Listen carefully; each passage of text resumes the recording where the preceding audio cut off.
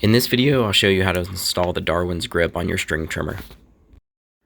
The first thing you'll do is loosen up the 4 bolts on the vice grip. Now you're going to clamp your vice grip around your trimmer shaft. Tighten the bolts enough to where it doesn't swing around on its own weight. You want to be able to adjust it though. Rotate the vice grip so that the opening is on the top side of your trimmer shaft. Now you can insert the white handle into the vice grip and lock it into place. So now you should adjust the positioning. You want to have it in a position where it allows both of your arms to be straight. Right here I have it a little too high because my left arm is bent. So what I should do is loosen it and move the vice grip down towards the trimmer head. But here you can see me adjusting the angle of the white handle.